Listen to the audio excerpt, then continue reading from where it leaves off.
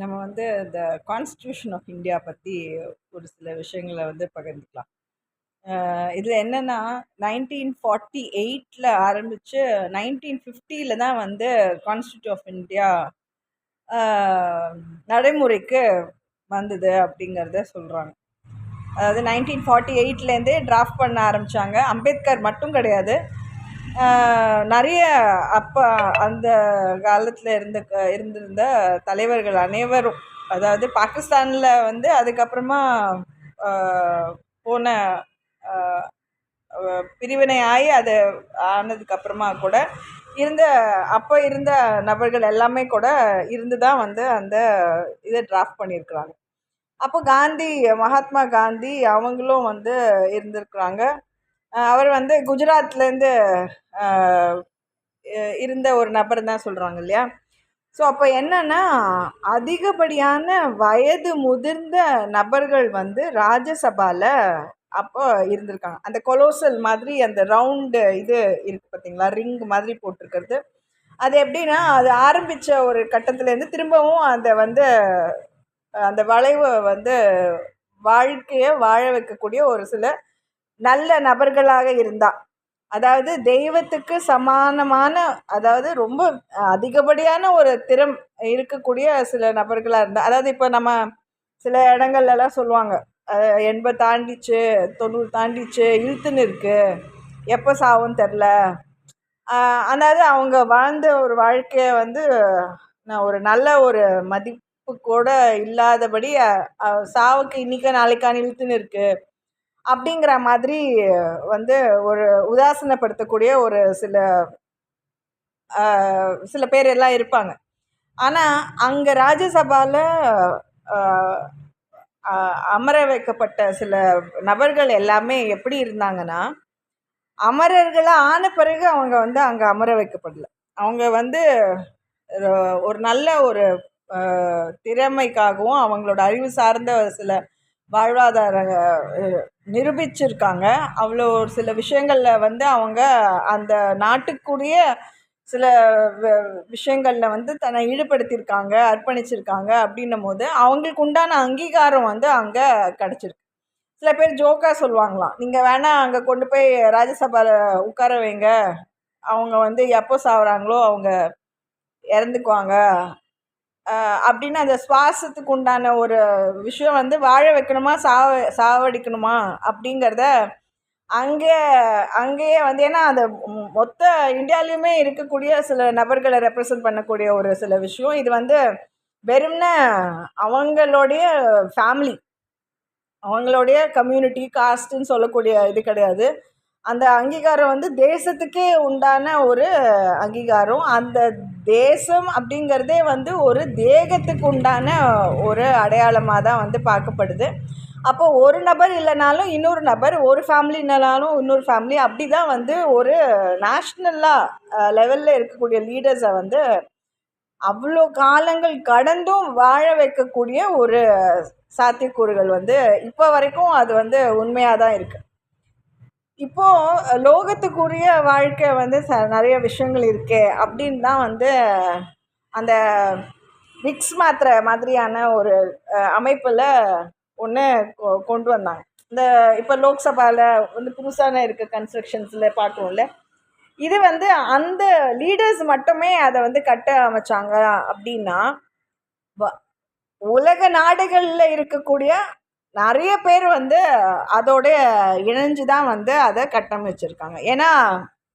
ஏன்னா நம்ம நாட்டுக்கு உரிய மக்கள் மட்டும் இல்லை, நம்ம நாட்டுக்குரிய மக்கள் பிற தேசங்களிலையும் அவங்க வாழ்ந்துட்டு இருக்கிறதுனால அவங்களோட ஒரு உடன்படிக்கையும் சில வெளிநாடு தொடர்புகள் வந்து நம்மளுக்கு வந்து இணக்கமான ஒரு சூழ்நிலை அமையணும் அப்படிங்கிறதுக்காகவும் அப்படி ஏற்படுத்தப்பட்ட ஒரு விஷயம்தான்.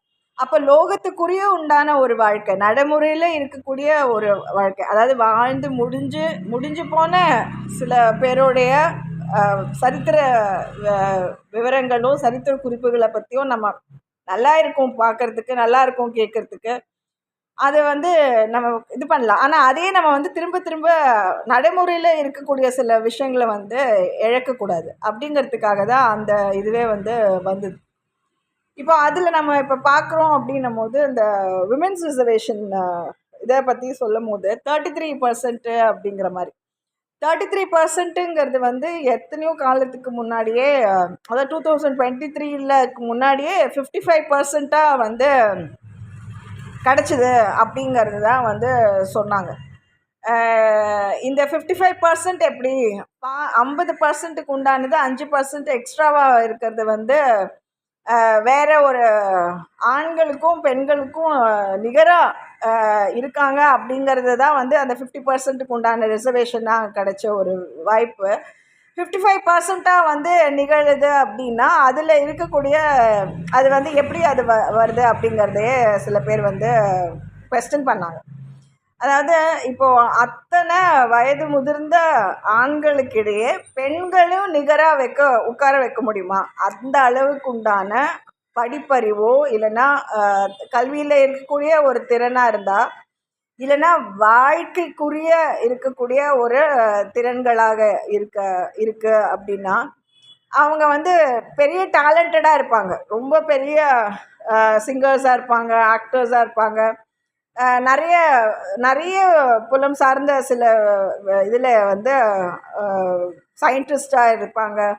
அந்த மாதிரியான நபர்கள் வந்து பெண்கள் அந்த அளவுக்கு இருக்காங்களா நம்ம நாட்டில் என்னும் போது 50%க்கு மேலேயே இருக்கிறாங்க அப்படிங்கிறத வந்து அது வேணும், அந்த அந்த அளவுக்கு இருக்கணும் அப்படிங்கிறது.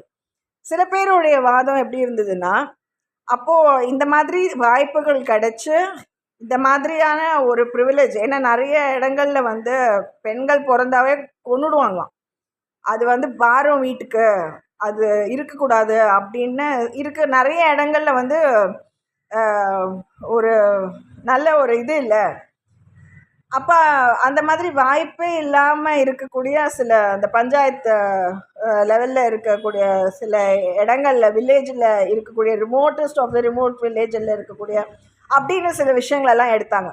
அதாவது சிட்டி லைஃப்குள்ளே இருக்கக்கூடிய சில எக்ஸ்பீரியன்ஸும் எக்ஸ்போஷர் லெவலும் ஒரு காலேஜில் போகக்கூடியவங்களோ இல்லை வேலை பார்க்கக்கூடியவங்களோ இல்லைன்னா வந்து ரொம்ப பின்தங்கிய சில இடங்கள்லேருந்து இருக்கக்கூடியவங்களுக்கு வந்து அந்த வாய்ப்பு இல்லாமல் போயிடுது அப்படின்னு நிறைய பேர் வந்து முதல்ல எப்படி ஆணுக்கு பெண் நிகராக இருக்கிறாங்கங்கிறத நிரூபித்து 55%க்கு உண்டான விமென்ஸ் ரிசர்வேஷன் பில்லை கொண்டு வந்தாங்களோ, இந்த ரிமோட்டாக இருக்கக்கூடிய சில வாய்ப்பே இல்லாமல் இருந்தவங்களுக்கான ரெப்ரசன்டேஷன் எல்லாம் கொடுக்கணும் அப்படின்னு போகும்போது லோகத்துக்கு உண்டான வாய்ப்பு, அவங்க எப்போனாலும் அவங்க ஃப்ளைட் ஏறி அவங்க தனியாக போவாங்க, அவங்க வருவாங்க, கடல் சார் வழியில் வந்து அவங்க போயிட்டு வருவாங்க.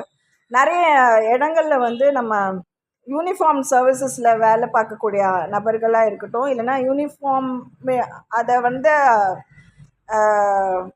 அதை போட்டு அந்த இடத்துல அந்த அந்த யூனிஃபார்ம் இருந்தால் தான் அதில் வேலை செய்ய முடியும். அந்த மாதிரியான ஒரு சில நிர்பந்த சூழல்கள் இருக்கும். அது வந்து யாராக இருந்தாலும் irrespective of the caste, irrespective of the faith, irrespective of the region that they belong, எந்த ஒரு ரீஜனாக இருந்தால் என்ன, அவங்க வில்லேஜ்லேருந்து வந்தவங்களாக இருந்தாலும் அந்த மாதிரி தான் இருக்கும், சிட்டிலேருந்து வந்தவங்களாக இருந்தாலும் அந்த மாதிரி தான் இருக்கும். சில வேலைகளுக்கு உட்பட்ட சில கண்டிஷன்ஸை அவங்க வந்து செய்யும் போது அதுக்கு வந்து அதில் டிஃப்ரென்ஸ் இல்லை அப்படின்ட்டு அதை வந்து புறக்கணித்தாங்க. 55% ஜெண்டர் சென்சிட்டைசேஷன் ப்ரோக்ராம்ஸு. அப்போ ஒரு ஆணுக்கு நிகராக ஒரு பெண்ணால் சிந்திக்க முடியுது, அந்த திறனை வந்து செயல்படுத்த முடியுது. அதே மாதிரி ஒரு பெண்ணுக்கு வந்து என்ன தேவையாக இருக்கும், அவங்களுக்கு உண்டான அங்கீகாரத்தில் என்ன நம்ம வந்து செயல்படுத்தக்கூடிய சில விஷயங்களாக இருக்கும் அப்படின்னு ஆண்கள் வந்து நிறைய பேர் உறுதுணையாக வந்த ஒரு நேரங்கள்லேயும் வந்து விமென்ஸ் ரிசர்வேஷன் பில் வந்து 55% தாண்டியே தான் இருந்தது. ஸோ அப்போது இப்போ இருக்கக்கூடிய சில டிபேட்டபிளான ஒரு சில விஷயங்களில் அவங்க பேசும்போது பார்லிமெண்டேரியன்ஸுன்னு சொல்கிறோம்ல, பார்லிமெண்டேரியன்ஸுன்னு சொல்லும் போது அந்த வார்த்தைகளுக்கு உட்பட்ட எப்படி அது வெறும் ஏடில் இருக்கிறது மட்டும் இல்லை, அவங்க வந்து என்ன அந்த பேப்பரில் டிராஃப்ட் பண்ணியிருக்காங்களோ அதை முன்மொழிகிறாங்க, அதை வந்து வார்த்தைகளால் சொல்லக்கூடிய ஒரு நபர்களாக இருக்கிறாங்க. அப்படிங்கிறதுனால தான் அவங்களுக்கு வந்து அந்த ஒரு பொசிஷனே இருக்குது, அவங்க ரெப்ரசன்ட் பண்ணுறாங்க. ஸோ அவங்க வந்து தனி நபராக வந்து ஒரு சில விஷயங்களை வந்து எது ஃபேவரபுளாக இருக்கும் இருக்காதுங்கிறத அவங்க வாதிட்டாலும் சில ரெப்ரசன்டேஷனல் ஃபிகர்ஸை தான் அவங்க வந்து முன்வைக்கிறாங்க. இப்போ எனக்கு வந்து நான் என்னுடைய இதில் பார்க்கும்போது விமென்ஸ் ரிசர்வேஷன் பில்லுன்னும் போது 100% வந்து விமென்னோடைய ரிசர்வேஷன் பில்லாக தான் இருக்கணும் அப்படிங்கிற மாதிரி தான் எனக்கு தோணுது. இப்போ ஜெண்டர் சென்சிடைசேஷன் எல்லாம் உண்மைதான்.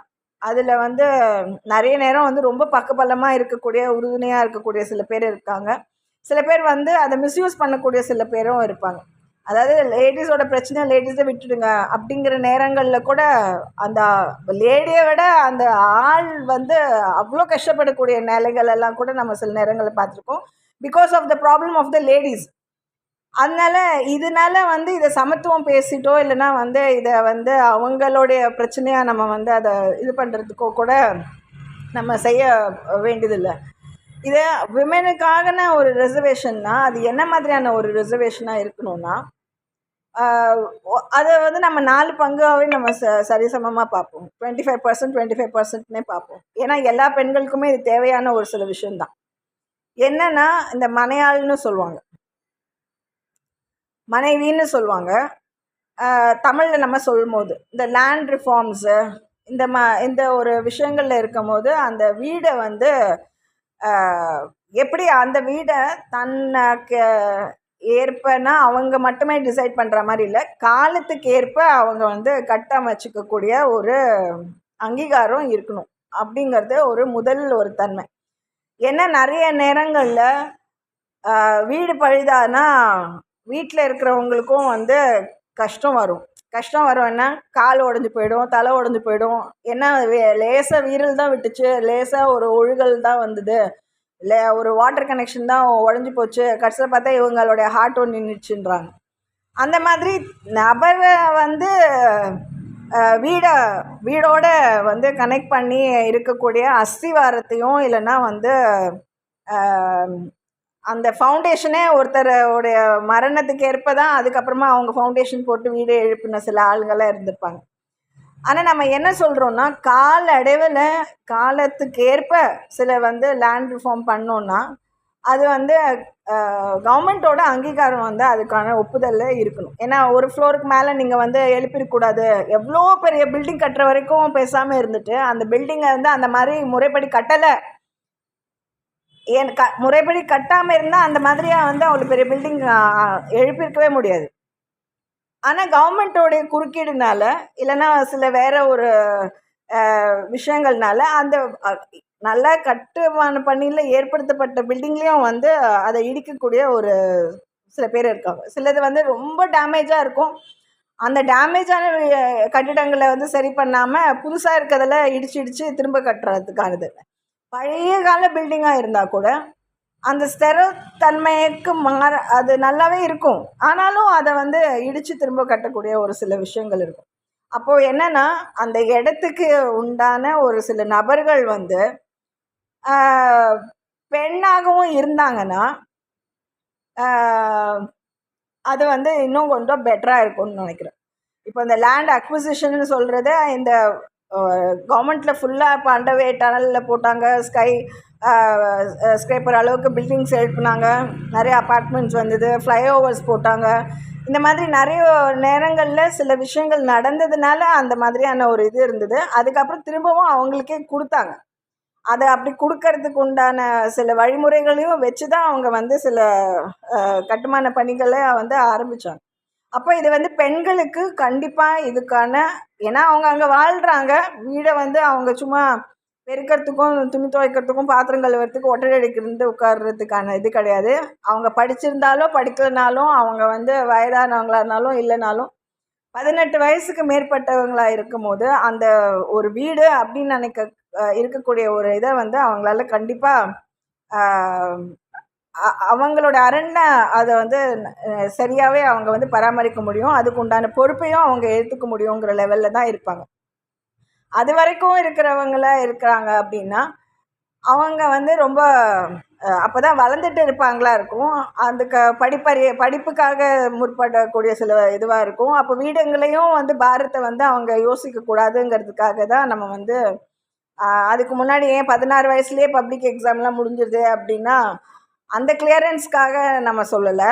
அவங்களுக்கு வந்து இன்னும் கூட அவங்களுக்கு ஒரு ஃப்ரீயான ஒரு டைம் இருக்கும். அவங்களே டெவலப் பண்ணிக்கக்கூடிய ஒரு அந்த வீட்டோடைய அந்த பொறுப்பு அழுத்தாமல் அவங்கள கொஞ்சம் டெவலப் பண்ணிக்கக்கூடிய ஒரு சில வாய்ப்புகளாக இருக்கும். அது வரைக்கும் அவங்க அம்மா வந்து அவங்களுக்கு உண்டான அந்த ஒரு சில ப்ராப்பர்ட்டி ரைட்ஸ் வந்து அவங்க யூஸ் பண்ணிக்கிறது பெட்ரு. அவங்க பாதுகாப்பில் இருக்கிறது பெட்டர்.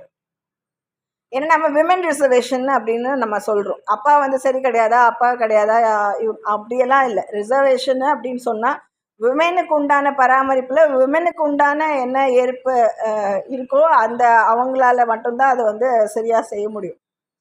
அந்த அந்த பார்வை கொண்டு அவங்க வந்து செய்ய முடியும். இல்லைன்னா வந்து அது குறுக்கீடாவோ இல்லைன்னா மற்றவங்களுடைய தலையீடாக தான் வந்து அதை பார்க்குற மாதிரி இருக்கும். ஸோ லேண்ட் ரிஃபார்மும் அந்த லேண்ட் ஓனர் ப்ரொப்ரைட்டர் அப்படின்னும் போது அந்த லேண்டுக்கு உண்டான உரிமையும் அவங்களுக்கு இருக்கணும். அது வந்து ஒரு முக்கியமான ஒரு விஷயம். 100%க்கு அந்த ஒரு 1/4 பங்கு நம்ம பார்க்குறோன்னா இது இல்லாமல் வந்து அவங்க எந்த ஒரு விமனோட லைஃப்பும் முழுமையடையாது. 2வது நம்ம சொல்லும் போது அவங்க பிஸ்னஸ் ஆப்பர்ச்சுனிட்டிஸ். இப்போது முன்னாடி சொல்லும் போது வீட்டுக்கு தாண்டினாவே அவள் வந்து ரோட்டில் வைக்கக்கூடிய ஒரு விளக்கு தான், 4 பேர் பார்த்துட்டு போகிற அளவுக்கு அவள் இருக்கிறான்னா அது வேறு மாதிரியான பொம்பளை அப்படிங்கிற மாதிரி பிஸ்னஸ் பண்ணுற பொம்பளை எல்லாமே கீழ்த்தரமான ஒரு பொம்பளைங்க மாதிரியும், வீட்டுக்குள்ளேயே உட்காந்து வீடு வரைக்கும் கொண்டு வந்து இறக்கி சாமான் வச்சுட்டு போகிறவங்கள மட்டும்தான் தெய்வத்துக்கு உண்டான குத்து விளக்குங்கிற மாதிரியும் சில பேர் நினச்சாங்க. இப்போ கூட நிறைய பேர் அப்படி இருக்கிறாங்க. பிஸ்னஸ் ப்ரொப்ரைட்டர்ஷிப் வந்து விமெனுக்கு அவசியம். அவங்க முதலீடில் அவங்க என்ன செய்யணும்னு நினைக்கிறாங்களோ அவங்க இன்வெஸ்ட் பண்ணுறாங்க. இல்லைன்னா அவங்க வந்து பொருளை ஈட்டக்கூடிய ஒரு சில வாய்ப்புகளை வந்து அவங்களுக்கு உண்டான முறைப்படுத்துதலில் அவங்களுக்கு வந்து அதுக்கு உண்டான ரைட் வந்து கண்டிப்பாக இருக்கணும். அது வந்து அடுத்த ஒரு 25% பிஸ்னஸ்ன்னு பார்த்தா கூட அந்த வர்த்தக ரீதியாக அவங்களுக்கு அந்த அறிவு இருக்கணும், அந்த புலமை இருக்கணும். அவங்க வந்து அவங்களோட பிஸ்னஸை நடத்தக்கூடிய அந்த வாய்ப்புகளுக்கு அவங்களுக்கு அந்த உரிமை இருக்கணும். இன்னொரு விஷயம் என்னன்னா, நம்ம right to good education, social life, அப்புறம் ஹெல்த்து, இதெல்லாம் வந்து ரொம்ப முக்கியமான ஒரு விஷயம். எஜுகேஷன்னும் போது வீட்டுக்குள்ளே நம்ம நிறைய தெரிஞ்சுக்க வேண்டியது, படிக்க வேண்டியது, இல்லை நம்ம வீட்டிலே நபர்கள் வந்து நிறைய பேர் நிறைய விஷயங்களை கற்றுருந்துருப்பாங்க, அவங்கக்கிட்டேயும் தெரிஞ்சுக்க வேண்டியது நிறைய இருக்கும். இருந்தாலும் எஜுகேஷன் நம்ம வேறு ஒரு இடம் நாடி போகிறோம்ல, அந்த இடங்களில் மற்றவங்களோட நம்ம வந்து சமமாக அதை வந்து சில விஷயங்களை நம்ம விவரங்களை கேட்டு அறிகிறோம் போது, இல்லை அந்த எக்ஸ்பீரியன்ஸை வந்து தெரிஞ்சுக்கும் போது அது ரொம்பவே நம்மளுக்கு பலனானதாக இருக்கும். நம்ம வீட்டையும் தாண்டி நம்ம வந்து ஒரு சோஷியல் இன்ஸ்டிடியூஷனில் மற்றவர்களோடு நம்ம வந்து சமமாக உட்கார்ந்து நம்ம வந்து சில விஷயங்களை கேள்வி ஞானங்களோ இல்லைனா என்ன நம்மளுக்கு டவுட் வருது, நம்மளுக்கு என்ன சில விஷயங்களை தெரிஞ்சுக்கணும் அப்படிங்கிற அறிவு சார்ந்த சில புலமைகளை வந்து வளர்த்துக்கக்கூடிய அந்த எஜுகேஷன் சிஸ்டம் வந்து ரொம்ப ரொம்ப முக்கியம். ஹெல்த்து ரொம்ப முக்கியம். அப்புறம் நம்ம எந்த மாதிரியான நபர்களோட நம்ம வந்து அப்பார்ட் ஃப்ரம் ஃபேமிலி, நம்ம சொல்லக்கூடிய நம்ம ஃபேமிலி வந்து ஒரு சோஷியல் லைஃப் தான். எக்ஸ்டெண்டட் ஃபேமிலிஸ் இருப்பாங்க. இருந்தாலும் நம்மளுக்குன்னு இருக்கக்கூடிய சில ஃப்ரெண்ட்ஸ் இருப்பாங்க. சில பேர் வந்து ரொம்ப மதிப்புக்குரிய சில பேர். ஃப்ரெண்ட்ஸுனால் நம்ம ஈக்குவலாக பார்ப்போம்.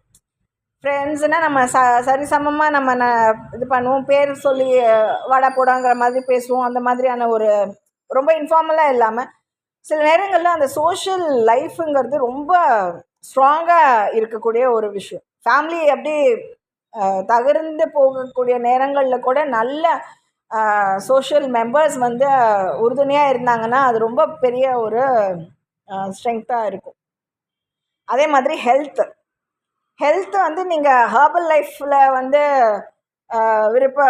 நாட்டம் உண்டோ, இல்லைன்னா வந்து கெமிக்கல் எதுனாலும் சில ஒரு சின்ன ஒரு கால் மாத்திரை போட்டாவே போதும் அப்படின்ற மாதிரியான ஒரு சில விஷயங்கள் அது அவங்களுடைய விருப்பம் பொறுத்து. ஆனால் வந்து சில நேரங்கள் என்ன சொல்கிறாங்க, டாக்டர்ஸை வந்து மாதம் ஒரு தடவையாவது போய் நீங்கள் கன்சல்ட் பண்ணுறது நல்லது அப்படிங்கிறாங்க.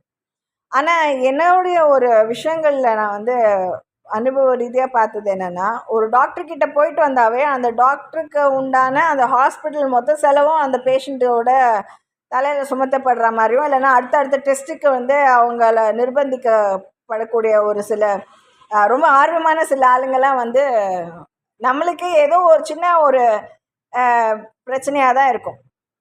ஆனால் ஒரு பெரிய லெவல் ஹாஸ்பிட்டலில் நடக்கக்கூடிய அத்தனை விஷயங்களும் வந்து அந்த ஒரு சரீரம் கிடச்சிதுன்னா போதும் அப்படிங்கிற மாதிரி எல்லா டெஸ்ட்டும் வந்து செஞ்சு பார்க்குறதுக்கு நிறைய பேர் வந்து இருப்பாங்க.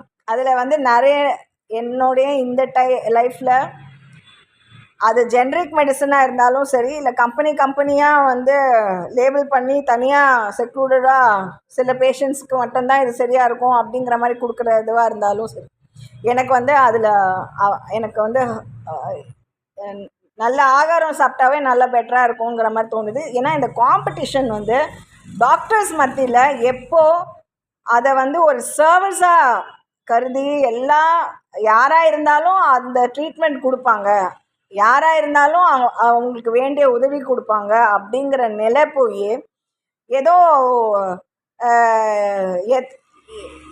அதுக்கு ஒரு காம்படிஷனை நடத்தி அந்த காம்படிஷனில் அதுக்கு ஒரு லெவல் ஒன்று ஃபிக்ஸ் பண்ணி அதுக்கப்புறமா அதுலேருந்து எப்படி தப்பிக்கிறது, தப்பு நடந்துச்சுன்னா அப்போ இவனுக்கு அவன் உதவானா, இல்லை அவன் வந்து இவனை போட்டு கொடுப்பானா அப்படிங்கிற மாதிரியான ஒரு மூர்க்கத்தனமான புத்தி வந்து நிறைய இப்போ இருக்க மாதிரி நான் உணர்றேன். வந்து அந்த ஹெல்த் வந்து உங்களுக்கு ரொம்ப ஆக்சுவலாக சாதாரணமாக நம்மளுக்கு வந்து ஒரு இருக்கக்கூடிய அந்த 80/120 தான் அந்த பிபியோட லெவலு. உங்களுக்கு உப்பு சர்க்கரை தேவையான அளவு வேணும் அப்படிங்கிற ஒரு அந்த எனர்ஜி லெவலில் இருக்கக்கூடிய ஒரு சில விஷயங்கள், நல்லா வாக்கிங் போங்க, நல்லா வந்து எக்ஸசைஸ் பண்ணுறது இருங்க, நல்ல திங்கிங் வச்சுக்கோங்க, நல்ல நபர்களோட பேசுங்க, நல்ல சுவாச வந்து இருக்கிற இடங்கள்லாம் பாருங்கள், ரொம்ப அடபட்டு இருக்க மாதிரியானது இந்த மாதிரியான சில சிம்பிளான ஒரு விஷயம், நல்ல ஆகாரங்கள் எல்லாம் கொடுத்து இருந்தாவே வந்து நம்மளுக்கு முக்கால்வாசியான நோய்கள் வந்து போயிடும். அதனால் ஹெல்த் வந்து ரொம்ப ரொம்ப முக்கியம். அந்த 25% வந்து அது கண்டிப்பாக அது இருந்தே ஆகணும். அது இல்லாமல் வந்து அது வந்து அது வாழ்க்கைக்கு உண்டான ஒரு இதுவே இல்லை. இன்னொரு ஒரு 25% வந்து நம்ம எதில் சொல்கிறோன்னா, நம்மளுக்கு வந்து லைவ்லிஹுட்டை to protect ourselves and also to protect the what we have set forth. அப்படின்னா நம்மளுக்கு பிள்ளைகள் பிறந்திருக்கும், நம்ம வந்து நம்ம அப்பா அம்மா இருந்திருப்பாங்க, இல்லை தாத்தா பாட்டிகள் இருந்திருப்பாங்க, அவங்களுக்கு வந்து முன்னுரிமை இல்லையா அப்படிங்கிறது கிடையாது. ஆனால் நம்மளுக்கு அப்புறமா இருக்கக்கூடிய சில ஜென்ரேஷனில் நம்மளை நம்பி இருக்கக்கூடிய வந்தவங்களுக்கு வந்து அந்த ப்ரையாரிட்டி வந்து கொடுக்கணும். ப்ரொடெக்ட் டு டிஃபெண்ட் பண்ணக்கூடிய லெவலில் வந்து அவங்களுக்கு இருக்கணும். கதவெல்லாம் சாத்தி இருமா, வெளில கேட்டை பூட்டிட்டு போ, அது எதுவும் யாராவது வந்தால் என்னன்னு ஜன்னல் வழியாக கேளு அப்படிங்கிற லெவலில் வந்து நம்ம வீட்டுக்குள்ளேயே நம்மளுக்கு பாதுகாப்பு இல்லாத ஒரு சில தருணங்கள் இருந்துச்சுன்னா, அது வந்து நம்மளை சார்ந்து இருக்கக்கூடிய குழந்தைங்களுக்கு வந்து அது எந்த அளவுக்கு பாதுகாப்பாக இருக்கும். நிறைய நேரங்களில் வந்து எங்கெங்கேயோ கொண்டு போய் பசங்களை வந்து ஏதோ சுற்றி காட்ட போகிற மாதிரியும், இல்லைனா வந்து அங்கேருந்து அந்த லைன் அப்போ தான் ரியாக்ட் பண்ணுதான்னு பார்க்கணும், அங்கேருந்து அங்கே கேட்குதா, அப்படி யாராவது ஓடி வராங்களா பார்க்கலாம் ஹெல்ப்புக்கு, ஏதேதோ சில வீணான முயற்சிகளெல்லாம் செஞ்சு பசங்களே அலங்கழிக்கக்கூடிய சில நிறைய விஷயங்கள் இருக்குது. அந்த காலத்தில் க்ரை கார்ட்ஸ் எல்லாம் போடுவாங்க, ஆர்ஃபனேஜஸே இருக்காது அப்படிங்கிற மாதிரி சொல்லுவாங்க. ஏன்னா எந்த அப்படின்னு சொல்ல விஷயம், அதாவது அனாதைகள்னா சிலருடைய குழந்தைகள்லாம் இருக்கணும் அவசியம் முதல்களுக்கான சில இருக்கு விஷயம். அந்த மாதிரி எல்லாமே யுனைடெட் நேஷன் இந்த ப்ரோக்ராம் ஃபண்ட்ஸ் பண்ணுவாங்க. இந்த நன்கொலாம் வச்சு சில பேருடைய பேர் அவங்க தியேட்டரில் அவங்க இடையில இருக்கு, இல்லை இங்கே இருக்கிறதையும் வந்து வந்து நிறைக்கா ஏற்பட்டு அப்படின்னா சில இதில் நன்கொடைகள் மூலயமா அவங்களுடைய பராமரிப்பு எல்லாம் வந்து பார்ப்பாங்க. இதில் இன்னொரு ஒரு விஷயம் என்னென்னா, அடாப்ட் பண்ணிக்கிறது எல்லாருமே அடாப்ட் பண்ணிக்கணுமா அப்படின்னா, சில நல்ல ஒரு அறிவோட, நல்ல புலத்தோட, நல்ல நிலைகளில் ஒர்க் பண்ணக்கூடிய சில பேர் வந்து சில பேருக்கான இதை வந்து அவங்களுடைய என்ன அவங்களுக்கு தேவையோ அதை வந்து நாங்கள் செய்கிறோம் அப்படின்னு தன்னார்வலர்களாக முன் வருவாங்க. இது வந்து ஒரு ஆர்கனைசேஷனாக கொடுக்கக்கூடிய ஒரு விஷயம் இல்லை.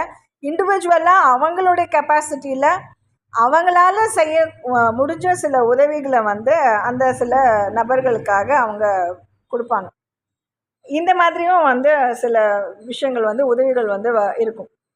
இன்னொரு ஒரு இது என்னன்னா, இப்போது ஒரு குழந்தைய வந்து தன்னால் காப்பாற்ற முடியாத ஒரு சில பெற்றோர்களாக இருக்கிறாங்க. அவங்க வந்து இன்னொரு ஒரு குழந்தைய வந்து தத்தெடுக்கிறதுக்காக முற்படுறாங்க அப்படின்னா, எந்த அளவு வந்து அவங்களால தன் குழந்தைய அவங்களால வந்து காப்பாற்ற முடியாத போது இன்னொருத்தருடைய குழந்தைய வந்து எப்படி அவங்களால காப்பாற்ற முடியும்? அந்த மாதிரியான ஒரு சில பலவீனத்துக்கு உட்படுத்தப்பட்ட சில நிலைகளும் கூட சில நபர்களுக்கு இருக்கும். அதாவது அவங்களுக்கு வயசு இருக்குது, அவங்களுக்கு வந்து அந்த ஆர்வம் இருக்குது, இல்லைன்னா வந்து அவங்களுக்கு வந்து செய்யக்கூடிய ஒரு அவங்களால செய்ய முடியும் அப்படிங்கிற ஒரு நிலையில் கூட எப்போ தன்னுடைய இதை வந்து அவங்க இழக்க நேரிட்டதோ அப்போ இன்னொருத்தரோடையதை வந்து அவங்களால பராமரிக்கவோ இல்லைன்னா வந்து அவங்களுக்கு உண்டான பொறுப்பையோ அவங்களால பார்க்க முடியாது அப்படிங்கிறது தான் வந்து நிதர்சையான உண்மை. இப்போது அவங்களோட குழந்தை தான் தவறிடுச்சு, அதனால அவங்க வந்து இன்னொரு குழந்தைய வந்து தத்தெடுக்கிறாங்க. அவங்க அப்பா அம்மா இருக்கிறாங்க, அந்த குழந்தைக்கு வந்து அப்பா அம்மா இருக்கிறாங்க, இருந்தாலும் ஒரு அடாப்ஷன் டீட் போட்டு, ஏன்னா அவங்க அப்பா அம்மாவுக்கு வந்து இவங்க அளவில் திறமை இல்லை, இல்லை அந்த அளவுக்கு இல்லை அந்த அளவுக்கு அந்த பெரிய ஒரு வேலையிலலாம் இல்லை, ரொம்ப சாதாரணமான ஒரு ஃபேமிலியில். ஆனால் அவங்க வந்து தத்து கொடுக்க முன் வராங்க. ஏன்னா இந்த குழந்தை எங்ககிட்ட வளர்றதை விட வளர்ந்தா அது வந்து இன்னும் நல்லா இருக்கும் அப்படின்னு. ஆனால் என்ன பிரச்சனை வரும்னா, எப்போ இருந்தாலும் அவங்க குழந்தை அவங்கக்கிட்ட வளருது, எங்கள் குழந்தை அவங்கக்கிட்ட வளருது, எங்கள் குழந்தை அவங்கக்கிட்ட வளருதுன்ட்டு அந்த மாதிரியான ஒரு பாச பிணைப்பில் வந்து எப்போவுமே ஒரு போராட்டம் இருக்கும். யாருமே வந்து அப்படியே அப்படின்னு ஈன்றவர்களே அவங்க பெற்ற தன்னுடைய குழந்தைகளே வந்து இன்னொருத்தங்க கொடுக்க மாட்டாங்க. ஹெல்ப் வேணும், அதாவது சில பேருக்கும் வரும், யாருக்கு ஏதாவது போய் செய்யலாம் அப்படின்ட்டு நம்ம நினைச்சே போய் ஏதாவது கொடுக்க போனால் கூட அவங்களுக்கு வந்து எங்களால் முடியாதா, நீங்கள் எங்களை என்ன மட்டமாக நினைக்கிறீங்களா அப்படிங்கிற மாதிரி கோவம் வரும் சில பேருக்கெல்லாம். எங்கள் குழந்தைக்கு என்ன எங்களுக்கு தெரியாதா அப்படி மாதிரி ஒரு அது ப்ரொடெக்ட் பண்ணக்கூடிய அந்த ஒரு இன்ஸ்டிங்க்ட் தான் அது. மற்றவங்க வந்து அவங்களுக்கு பிரிக்க பார்க்குறாங்க, அவங்க குடும்பத்தை வந்து சிதைக்க பார்க்குறாங்க, தன்னுடைய விஷயத்த வந்து அவங்க யாரோ ஒருத்தங்க வந்து அனாவசியமாக வராங்க அப்படிங்கிற மாதிரி ஒரு பார்க்கக்கூடிய நபர்கள் இருப்பாங்க. அதனால் எது தனக்கு உண்டான இழப்பை இப்படியே வந்து இழப்பீடை வந்து செஞ்சுக்கலாம் அப்படின்னா, நிறைய பேருக்கு வந்து அதை உதவிக்கு பண்ணக்கூடிய ஒரு சில காரியங்களில் அவங்க வந்து அதை முற்படும் போது அது கொஞ்சம் பெட்டராக இருக்கும். இது ஒன்று இழந்ததுனால இன்னொன்று வந்து அதை வந்து காம்பன்சேட் பண்ண எப்போவுமே அது பண்ண முடியாது.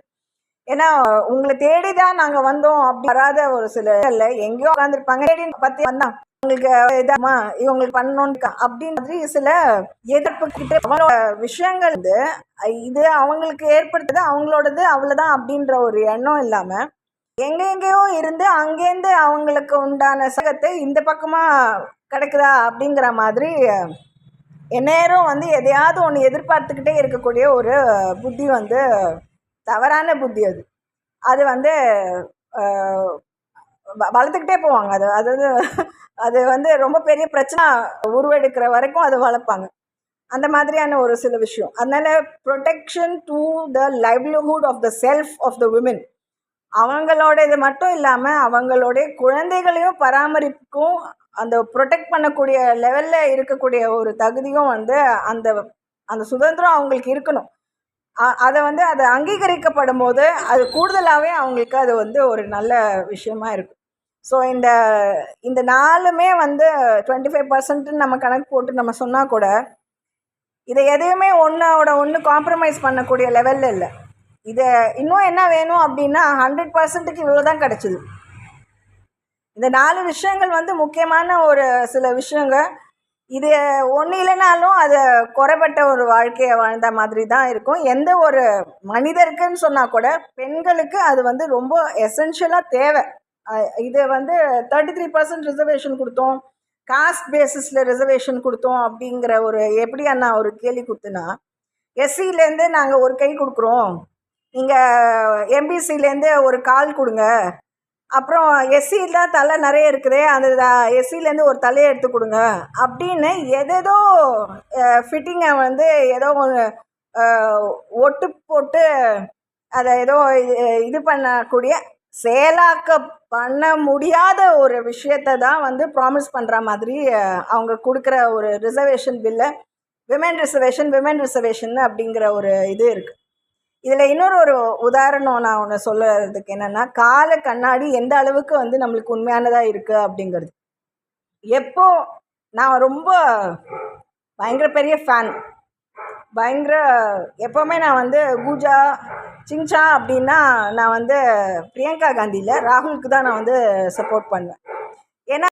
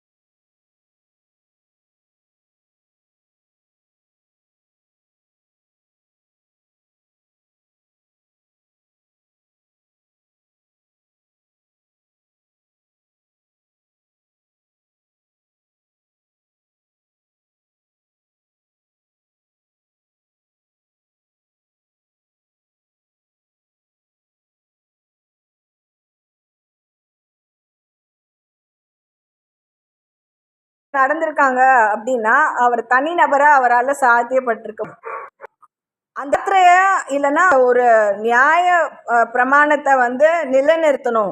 அந்த நியூ கான்ஸ்டிடியூஷனலோட அந்த ஃபார்முலேஷனுக்கு உண்டான அந்த விஷயம் வந்து ஏன் ஓபிசி வந்து திரும்ப திரும்ப ஓபிசி 5 வருஷ காலங்கள்லையும் அவங்களால நிராகரிக்கப்பட முடியாத ஒரு விஷயம் இருந்ததுன்னா, அந்த கட்டுமான பணியில் அவங்கள வந்து தன்னை ஈடுபடுத்திக்கப்பட்டதுனால அந்த நபர் ஒரு சிங்கிள் நபரான இல்லை, அதாவது கல்யாணம் ஆனவரா, குழந்தைகள் உண்டா, அவருக்கு உண்டான அந்த இதை ஃபேமிலியோட இதை வந்து நிலைநிறுத்துகிறாங்களா அப்படின்னா இல்லை. ஏன்னா அத்தனை யூத்தோட அத்தனை நம்ம சொல்கிறோமே இந்த சோல்ஜர்ஸு எவ்வளோ ஒர்க் எக்ஸ்பீரியன்ஸில் இருந்தக்கூடிய ஒர்க் லைஃப்பில் இருந்தக்கூடிய அவங்களுடைய நல்ல எண்ணங்கள், அவங்களுடைய 24 மணி நேரமும் அவங்க போட்ட உழைப்பு, அத்தனை பேரோட பலம் தான் வந்து அந்த விஷயத்தை வந்து நிகழ்த்து காமிச்சுது. அதை வந்து ஒரு ரெப்ரசன்டேஷனலான ஒரு இதுவாகவே நம்ம பார்க்கலாம்.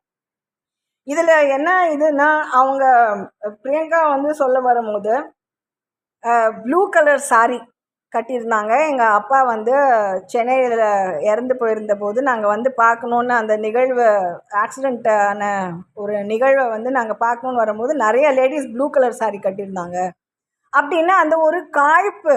அது என்னன்னா அவங்க என்ன நல்ல வெள்ளையர்னு கோலிபொம்மை மாதிரி இருக்கக்கூடியது, ஹைட்டில், அதுவும் அந்த ராஜ்யசபாவுக்கு உண்டான ஒரு பர்வியூலே இருக்கிறதுனால தன்னை வந்து ரொம்ப பெரிய அதிதீத ஒரு ஆளுங்களாக அவங்க வந்து கற்பனை பண்ணிக்கிறாங்க. ஏன்னா அந்த மாதிரி லீடர்ஸு நிறைய லீடர்ஸ் இருந்திருக்காங்க. உயிர் நீத்த பல பேரோடைய அந்த சும்மா அப்படி நம்ம வந்து அந்த இதில் பார்த்தோம், வாலில் பார்த்தோன்னாவே எவ்வளோ பேர் மட்டுமே இருக்கக்கூடிய அது அந்த முகமோ இதை கூட திரும்ப திரும்ப அந்த வாய்ஸு கூட திரும்ப திரும்ப கேட்க முடியாத லெவலில் இருக்கக்கூடிய அத்தனை நபர்கள் எவ்வளோ பேர் இருந்திருக்காங்க. இதில் என்னென்னா இப்போது நம்ம வந்து என்ன நிதர்சையாக பார்க்குறோன்னா, ராகுல் வந்து ப்ளூ கலரில் காப்பு கட்டிட்டு இருக்கிறாரு, இந்த அம்மா வந்து ப்ளூ கலரில் சாரி உடுத்திட்டு அவங்க வந்து விமன் ரிசர்வேஷன் பில்லுக்காக அவங்க பேசுகிறாங்க. எதை வந்து அப்போஸ் பண்ணாங்களோ, இந்திரா காந்தியே அப்போ வந்து உங்களால் தான் உங்களை மாதிரியான ஒரு ஆஃப் ஸ்ப்ரிங்ஸ்னால தான் அவங்க இறந்தாங்க. அதாவது பிரைம் மினிஸ்டர் லெவலில் இருந்தக்கூடிய ஒரு நபரால் கூட வாழ முடியல. காந்தியான ஒரு விஷயம், அவங்க மகாத்மா காந்தி இருந்த ஒரு அந்த கொடுமையான ஒரு சில விஷயங்களில் அவர் வந்து உயிர் நீத்ததை வந்து ஹிந்து ஃபேத்னால தான் இறந்தாருன்னு போட்ட ப்ளேமு. இந்திரா காந்தியை கூட வந்து அந்த அவ்வளோ சோல்ஜர்ஸ் அவ்வளோ பேர் வந்து அரணாக இருந்து ஒரு விஷயங்களை செய்கிறாங்க, அவங்களுக்கு பக்கபலமாக இருக்காங்கன்னும் போது அவங்களே வந்து எதனால் பாதி வந்து அவங்க வந்து ஓல்டுக்கும் நியூக்கும் அந்த டெஸ்டமெண்ட்டுக்கான ஒரு இதுக்காக அந்த லேடி வந்து அவங்களுடைய இதை அறிவை வந்து அவங்க இது கொடுத்தாங்க. அதில் வந்து இந்த அம்மா அவங்க இதெல்லாம் பார்த்தா டயனா அதுலேருந்து பிடுங்கினா மாதிரி, இந்திரா காந்திலேருந்து பிடுங்கினா மாதிரிலாம் தான் இருக்குது. பட் ஷீ இஸ் அந்த ராகுல் வந்து வின் பண்ண இடத்துல இவங்கள வந்து அப்படியே நான் கொடுக்குறேன் நீ வாங்கிக்கோங்கிற மாதிரி எது ஒரு பொலிட்டிக்கல் இதில் ஓட் பண்ணி அதுலேருந்து எலெக்ட் பண்ணப்பட்ட ஒரு மெம்பரை இன்னார் அப்படின்னு சொல்லி நம்ம வந்து தேர்ந்தெடுத்த ஒரு நபரை இன்னொருத்தருக்கு அதை எப்படி கொடுக்க முடியும்? அத்தனை காலம் அவங்க கேம்பெயினாக பண்ணியிருந்தாங்க, அவங்க வந்து பிஹைண்ட் ஸ்க்ரீன்ஸ் இருந்தாங்க, அவங்களாம் தான் பயங்கரமாக உந்துதல்ல நாங்கள்லாம் ரூல் பண்ணுறதுக்கு ரொம்ப காலம் இருக்குல்ல அப்படின்னு. ரூல் பண்ணுறதுக்கு உலக அளவில் எவ்வளோ இடம் இருக்குது, இங்கே தான் வந்து ரூல் பண்ணோங்கிற அவசியம் கிடையாது. அந்த மேட்டுமையான ஒரு புத்தி. ஆனால் இன்னும் ஒரு நிலையில் வந்து பார்க்கும்போது அவங்களுக்கு வந்து அசிங்கப்படக்கூடிய அந்த ஒரு நிலை தான் இருக்குது. ஏன்னா அவங்களே அந்த ப்ளூ கலர் சாரி தான் கட்டின்னு நிற்கிறாங்க. இவருக்கு உண்டான காப்பே அந்த ப்ளூ கலர் கயிறு தான் அப்படின்னு இவரை வந்து ப்ளூ கலரில் போட்டுட்டு இருக்கிறாரு. அப்போ அந்த கால இடையில நடக்கக்கூடிய நிகழ்வுகளும் அவங்க சாட்சியாக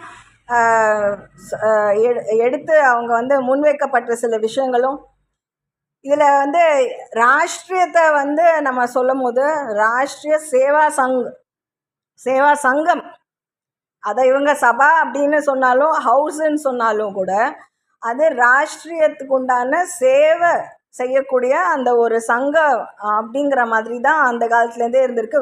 வாரியர்ஸ் அது மராத்தாக்கு மட்டும் சொந்தமானது இல்லை, எல்லா ஸ்டேட்லேருந்தும் இருந்திருக்காங்க, சோல்ஜர்ஸ் இருந்திருக்காங்க. எவ்வளோ பேர் வந்து அவங்களுடைய கமிட்மெண்ட்டில் கேம்பில் எத்தனை பேர் அவங்க ஒவ்வொரு விஷயங்களுக்காகவும் செஞ்சுருப்பாங்க. அந்த ஸ்டேட்டுக்காக மட்டுமே அந்த சில நபர்கள் செய்யறதில்ல. இவ்வளோ பேரையும் தாண்டி வந்து புதுசாக எல்லாம் ஏற்படுத்தப்பட்டு எல்லாம் கட்டி எல்லாம் முடித்து எல்லாம் பண்ணதுக்கப்புறமா நாங்கள் தான் எல்லாமே எங்களால் தான் இதெல்லாம் ஆச்சு அப்படின்ட்டு சில பேர் வந்து சொன்னால் கூட அதோடைய ஒரு நிதர்சையான உண்மை வந்து அப்படியே தெரியுது. 100% உண்டான ரிசர்வேஷனுக்கு உண்டான கிளைமே கொடுக்கல. என்னன்னா அவங்களோட பிரதர்னு அவங்க சொல்லிட்டா கூட அவருக்கு உண்டான லைஃப்க்கு உண்டான ஒரு அங்கீகாரமே கொடுக்கல. அது மக்களாக கொடுத்த அங்கீகாரம். அவங்களும் அவங்க மதரும் இவரை வந்து இந்த இடத்துல ஒரு ஸ்பிரிச்சுவல் நபராக தான் பார்த்தாங்களே தவிர, ஏன்னா எப்பவுமே அந்த கிறிஸ்டியானிட்டியும் அந்த சர்ச் லைனும் அவங்க விட்டுறக்கூடாதுன்னு. அப்போ இவரை வந்து பயன்படுத்திக்கிட்டாங்க அவங்க லேடிஸ்ன்னு நான் சொன்னால் கூட.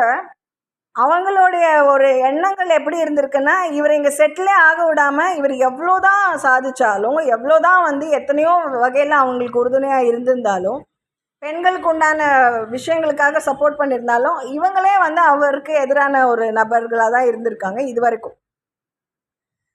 அதனால் வந்து நம்ம ரிசர்வேஷன்னு சொல்லும் போது விமெனுக்குன்னு இருக்கும்போது அது விமெனுக்குன்னு மட்டுமே தான் நம்ம பார்க்கணும். ஏன்னா எந்தாவது ஒரு பையனாக வந்தால் அவங்க வந்து நம்மளுக்காக ஹெல்ப் பண்ணி இந்த மாதிரியான ஒரு கஷ்டத்தில் அவங்க வந்து தன்னை வருத்திக்க லெவலில் ஆகுதுன்னும் போது நிஜமாவே அந்த விமென் ரிசர்வேஷனுக்கு நம்மளுக்கு கிடைச்சும் அது வந்து பயன் இல்லாமல் தான் இருக்கும்.